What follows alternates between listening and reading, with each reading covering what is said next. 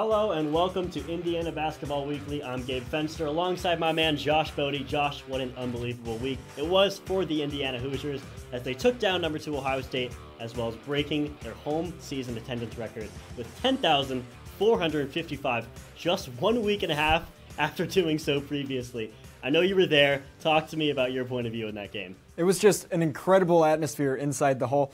Every time Bode and Gabe would make a three, the arena would erupt. It was just so much fun to be there. Absolutely, and I want to take a deep dive into the game. We asked Kevin Vera and Talia Goodman to help us out. They were there with the Hoosier Network, and they chatted about just how important this game was. The Indiana Hoosiers take down Ohio State in one of the biggest games of the entire season. 78-65, Kevin Vera here with Talia Goodman for the Hoosier Network. Well, the Hoosiers, they go off and beat number 2 team in the country, but Talia, they started off shaky in the first couple minutes, but what were they able to do eventually throughout the rest of the 4 quarters? Well, I think it really was that third quarter that stands out. It was Bode and Gabe with those 3 threes that really got it going, got that momentum going for the team, and after that it was all history. It was all Indiana after that point. Ohio State only scored 6 points in that third quarter, and it kind of seemed to be that was the final set-in-stone piece that the Hoosiers needed to kind of really just cement the win for this Indiana team. But also a record-breaking crowd tonight, 10,455 to be exact. Teri Moren talked about it at the end of the game, but what does that kind of atmosphere do to this team in games like this? Oh, this place was shaking. I could not hear for minutes on end, and Mackenzie Holmes talked about it a little. They couldn't even hear whistles at some point. I think it really threw Ohio State off, and I don't know if many other teams have an environment like this. So Indiana is now 19-1, and just like I mentioned earlier, they're on top of the Big Ten. So the conversation starts, about this team potentially being a Final Four caliber team.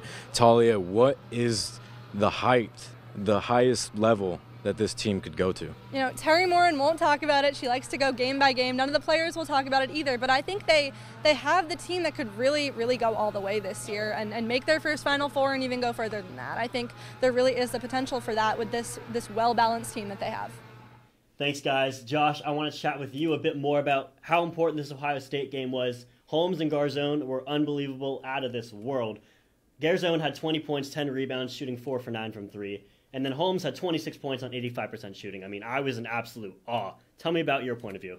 Yeah, they really carried the team, especially in the first half. They were 2 of the only players, really, that Indiana had that could make a bucket in the first half, and they needed people to step up in the third quarter, and they did. Indiana went on a 17-0 run in the third quarter, really was able to get them the lead that they kept the rest of the game, and they really looked awesome in the second half. Yeah, and I want to talk about this Rutgers game because I know Ohio State, that was the talk of the town, but these games matter too. The Scarlet Knights came into town, and once again, Holmes and Garzone were dominant. Over the 2-game span, Mackenzie Holmes had 47 points on 78% shooting.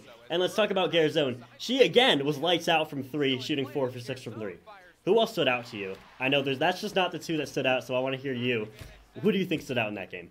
It was also Grace Berger. And Grace, we know that Berger has been one of the best players on Indiana, one of the best players in the country throughout her career at Indiana, but she hasn't really been exceptional from 3 and doesn't really take shots from behind the arc. Against Rutgers, she took 3, made 3, and the thing that really stood out to me is that there was no hesitation on any of her shots. She knocked them all down. Absolutely, and you nailed that, but there's one person that you missed that I wish you have said, and that's Chloe Moore McNeil. Because I know offense matters, but defense wins ball games. And Chloe Moore McNeil locked down her defender. I'm talking about Kai Carter, who dropped 17 points against Penn State, who the Rutgers Scarlet Knights played previously. She only let up 13 points on pretty bad efficiency, so that is also very important. Let's move on into the Big Ten standings. With those 2 wins, Indiana now stands 10-1 in the Big Ten standings, half a game ahead of Iowa, who is obviously led by Caitlin Clark. Josh, halfway through conference play, teams are starting to find their place. Do you believe Indiana is a team who can win it all in the conference? I think they can win it all, but I don't think they're going to win it outright. I think there's too many tough games left on the schedule. They still have to play Iowa twice, travel to Columbus. They also have to play Purdue twice, who's been playing really well recently, won 4 of the last 5. I think the schedule is going to be tough. I think IU is a really good team, but I think Iowa, who's just a half game behind, like you said, I think they have a share for the regular season title with Iowa. Absolutely, and let's get into some upcoming games this week. we're talking about Minnesota. They're taking a trip up to Minneapolis to take on the Golden Gophers, then right back down to West Lafayette, and then back home in Bloomington to take on Iowa.